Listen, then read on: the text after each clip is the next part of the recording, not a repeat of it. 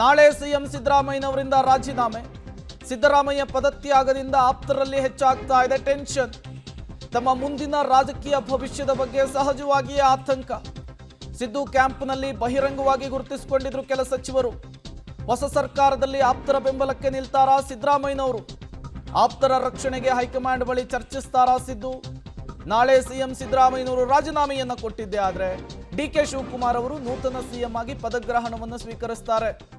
ಈ ಸಂದರ್ಭದಲ್ಲಿ ನಿರಂತರವಾಗಿ ಡಿಕೆ ಶಿವಕುಮಾರ್ ವಿರುದ್ಧವಾಗಿ ಮಾತನಾಡಿದವರು, ಡಿಕೆ ಶಿವಕುಮಾರ್ ಅವರು ಸಿಎಂ ಆಗಬಾರ್ದು ಅನ್ನುವಂತಹ ಅರ್ಥದಲ್ಲಿ ಹೇಳಿಕೆಯನ್ನು ಕೊಟ್ಟವರ ಕಥೆ ಏನು ಅನ್ನೋದು ಪ್ರಶ್ನೆ. ಮತ್ತೊಂದು ಕಡೆ ಸಿದ್ದರಾಮಯ್ಯನವರ ಕ್ಯಾಂಪ್ನಲ್ಲಿ ಗುರುತಿಸಿಕೊಂಡಿದ್ರಲ್ಲ ಕೆಲ ಸಚಿವರುಗಳು, ಅವರುಗಳ ರಾಜಕೀಯ ಭವಿಷ್ಯ ಏನು ಅನ್ನುವಂತಹದ್ದು ಈಗಿರುವಂತಹ ಪ್ರಶ್ನೆ. ಅವರುಗಳ ಪರವಾಗಿಯೂ ಕೂಡ ಸಿಎಂ ಸ್ಥಾನದಿಂದ ಕೆಳಗಿಳಿದ ನಂತರವೂ ಕೂಡ ಸಿದ್ದರಾಮಯ್ಯನವರು ಲಾಭಿಯನ್ನ ಮಾಡೋದಕ್ಕೆ ಮುಂದಾಗ್ತಾರಾ? ಆ ಪ್ರಯತ್ನವನ್ನು ಮುಂದುವರಿಸ್ತಾರಾ? ಅದೇ ಈಗಿರುವಂತಹ ಪ್ರಶ್ನೆ.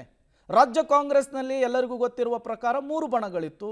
ಒಂದು ಸಿದ್ದರಾಮಯ್ಯನವ್ರ ಬಣ, ಮತ್ತೊಂದು ಡಿಕೆ ಶಿವಕುಮಾರ್ ಬಣ, ಮತ್ತೊಂದು ತಟಸ್ಥ ಬಣ, ಅವರು ವರಿಷ್ಠರಿಗೆ ಫೇವರ್ ಆದಂತಹ ಬಣ. ಈಗ ಸಿದ್ದರಾಮಯ್ಯನವರ ಬಣದಲ್ಲಿ ಗುರುತಿಸಿಕೊಂಡಂತಹ ಕೆಲ ಸಚಿವರುಗಳಿಗೆ ಟೆನ್ಷನ್ ಜಾಸ್ತಿ ಆಗ್ತಾ ಇದೆ. ಯಾರು ಡಿಕೆ ಶಿವಕುಮಾರ್ ವಿರುದ್ಧವಾಗಿ ಸಿದ್ದರಾಮಯ್ಯನವರ ಪರವಾಗಿ ಬಹಿರಂಗ ಹೇಳಿಕೆ ಕೊಡ್ತಾ ಇದ್ರಲ್ಲ, ಅವರಿಗೆ ಆತಂಕ ಜಾಸ್ತಿ ಆಗ್ತಾ ಇದೆ. ಡೀಟೇಲ್ಸ್ ಅನ್ನು ಕೊಡೋದಕ್ಕೆ ಶ್ರೀನಿವಾಸ್ ನೇರ ಸಂಪರ್ಕದಲ್ಲಿ ಜಾಯಿನ್ ಆಗಿದ್ದಾರೆ. ಶ್ರೀನಿವಾಸ್, ಎಲ್ಲವೂ ಅಂದುಕೊಂಡಂತಾದರೆ ಡಿಕೆ ಶಿವಕುಮಾರ್ ಅವರು ರಾಜ್ಯದ ನೂತನ ಸಿಎಂ ಆಗ್ತಾರೆ. ಬಟ್ ಈಗಿರುವಂತಹ ಪ್ರಶ್ನೆ, ಸಿದ್ದರಾಮಯ್ಯ ಪಾಳ್ಯದಲ್ಲಿ ಗುರುತಿಸಿಕೊಂಡಂತಹ ಸಚಿವರುಗಳು ಬಹಿರಂಗವಾಗಿ ಹೇಳಿಕೆ ಕೊಡ್ತಾ ಇದ್ದಂತಹ ಶಾಸಕರುಗಳ ಕಥೆ ಏನು ಅನ್ನೋದು ಈಗಿರುವಂತಹ ಪ್ರಶ್ನೆ. ಶ್ರೀನಿವಾಸ್, ಪ್ರೇಮ್, ಸಹಜವಾಗಿ ಈ ಪ್ರಶ್ನೆ ಉದ್ಭವ ಆಗುತ್ತೆ. ಯಾಕೆಂತಂದ್ರೆ ಕುರ್ಚಿ ಗಲಾಟೆ ಬಂದಂತ ಸಂದರ್ಭದಲ್ಲಿ ಬಹಿರಂಗವಾಗಿ ಬಂದು ಸಿದ್ದರಾಮಯ್ಯನವರ ಪರವಾಗಿ ಕೆಲ ಶಾಸಕರು ಮತ್ತೆ ಮಂತ್ರಿಗಳು ಡಿಫೆಂಡ್ ಅನ್ನ ಮಾಡ್ಕೊಳ್ತಿದ್ರು. ಯಾವುದೇ ಕಾರಣಕ್ಕೂ ಸಿದ್ದರಾಮಯ್ಯನವರು ಬದಲಾವಣೆ ಆಗೋದಿಲ್ಲ, 5 ವರ್ಷ ಅವರೇ ಸಿಎಂ ಆಗ್ತಾರೆ ಅನ್ನುವಂಥದ್ದನ್ನ ಬಹಿರಂಗವಾಗಿ ಅನೇಕ ಬಾರಿ ಹೇಳಿದ್ರು. ಈಗ ಹೈಕಮಾಂಡ್ ಬದಲಾದ ರಾಜಕೀಯ ಸನ್ನಿವೇಶದಲ್ಲಿ ಸಿದ್ದರಾಮಯ್ಯನವರನ್ನ ಬದಲಾವಣೆ ಮಾಡಬೇಕು ಅನ್ನುವಂಥ ನಿರ್ಧಾರ ಮಾಡೋದ್ರಿಂದ ಅವರ ಒಂದು ರಾಜಕೀಯ ಭವಿಷ್ಯ ಏನು ಅನ್ನುವಂಥದ್ದು ಸಹಜವಾಗಿ ಪ್ರಶ್ನೆ ಉದ್ಭವ ಆಗುತ್ತೆ. ಹಾಗಾಗಿ ಇವತ್ತು ಸಿಎಂ ಸಿದ್ದರಾಮಯ್ಯನವರು ನಿನ್ನೆಯೂ ಕೂಡ ತಡರಾತ್ರಿ ಬಂದಂತ ಸಂದರ್ಭದಲ್ಲಿ ತಮ್ಮ ಆಪ್ತ ಸಚಿವರು ಪರಮೇಶ್ವರ್ ಸೇರಿದಂತೆ ಆಪ್ತ ಸಚಿವರ ಜೊತೆ ಸಭೆಯನ್ನ ಮಾಡಿದ್ರು. ಇವತ್ತು ಕೂಡ ಆ ಸಭೆ ಕಂಟಿನ್ಯೂ ಆಗುತ್ತೆ. 10 ಗಂಟೆ ಬಳಿಕ ಕೆಲವು ಆಪ್ತ ಸಚಿವರನ್ನ ಕಾವೇರಿ ನಿವಾಸಕ್ಕೆ ಕರೆದಿದ್ದಾರೆ. ಅಲ್ಲಿ ಸಭೆಗಳನ್ನ ಮಾಡಿ ಮುಂದಿನ ನಿರ್ಧಾರಗಳು ಏನಾಗಬೇಕು ಅನ್ನುವಂಥದ್ದು, ಒಂದು ತಮ್ಮ ಆಪ್ತರ ರಾಜಕೀಯ ಭವಿಷ್ಯವನ್ನ ಯಾವ ರೀತಿಯಾಗಿ ಕಾಪಾಡಬೇಕು ಅನ್ನುವಂಥದ್ದು, ಮತ್ತೆ ಎರಡನೇದು ಹೈಕಮಾಂಡ್ ನಾಯಕರು ಯಾವೆಲ್ಲ ಸಂದೇಶಗಳನ್ನ ಕೊಟ್ಟರು, ಯಾವ ಮಾತುಕತೆಗಳಾಗಿತ್ತು ಅನ್ನುವಂಥ ವಿಚಾರಗಳನ್ನ ಆಪ್ತರ ಜೊತೆ ಮಾತನಾಡುವಂತ ಸಾಧ್ಯತೆ ಇದೆ.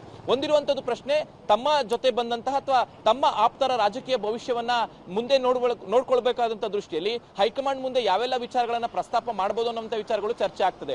ಒಟ್ಟಾರೆಯಾಗಿ ತಮ್ಮನ್ನ ನಂಬಿ ಬಂದವರನ್ನ ಸ್ಥಾನದಿಂದ ಕೆಳಗಿಳಿದ ಬಳಿಕ ಕೂಡ ಅವರನ್ನ ಹೇಗೆ ರಕ್ಷಣೆ ಮಾಡಬೇಕು ಅನ್ನುವಂತ ವಿಚಾರದಲ್ಲಿ ಬಹುಶಃ ಇವತ್ತು ಚರ್ಚೆ ಮಾಡುವಂತ ಸಾಧ್ಯತೆ ಇದೆ.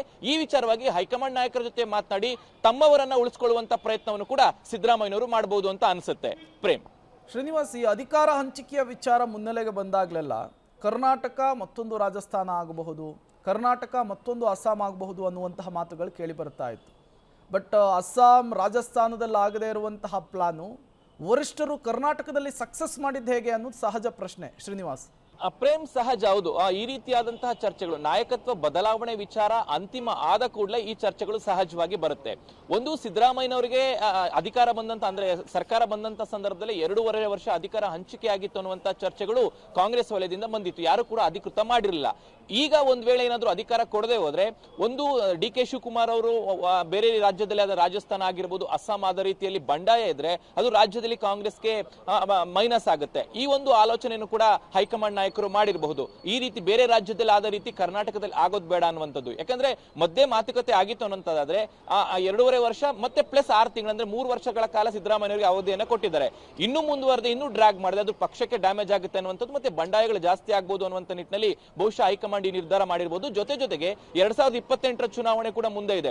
ಸಿದ್ದರಾಮಯ್ಯನವರ ನಾಯಕತ್ವ ಇದ್ರೂ ಕೂಡ ಒಂದು ಮನಿ ಪವರ್ ಆಗಿರಬಹುದು, ಬೇರೆ ಬೇರೆ ಲೆಕ್ಕಾಚಾರಗಳು ಹೈಕಮಾಂಡ್ ಮುಂದೆ ಇದ್ದಂತೆ ಕಾಣ್ತಿದೆ. ಹಾಗಾಗಿ ಬೇರೆ ನಾಯಕತ್ವದ ಜೊತೆಗೆ ಸಿದ್ದರಾಮಯ್ಯ ನಾಯಕತ್ವ ಜೊತೆಗೆ ಡಿಕೆ ಶಿವಕುಮಾರ್ ನಾಯಕತ್ವವನ್ನು ಕೊಟ್ಟು ಮತ್ತೆ ಪ್ಲಸ್ ಮಾಡುವಂತ ಲೆಕ್ಕಾಚಾರದಲ್ಲೂ ಕೂಡ ಹೈಕಮಾಂಡ್ ಇದ್ದಂತೆ ಕಾಣ್ತಿದೆ. ಆ ಎಲ್ಲಾ ಲೆಕ್ಕಾಚಾರದಲ್ಲಿ ಬಹುಶಃ ಈ ಒಂದು ನಾಯಕತ್ವದ ಬದಲಾವಣೆ ವಿಚಾರಗಳು ಮುನ್ನೆಲೆಗೆ ಬಂದು ಹೈಕಮಾಂಡ್ ಮಾಡಿರುವಂತಹ ಸಾಧ್ಯತೆಗಳು ಇರುವಂತದ್ದು. ಪ್ರೇಮ್.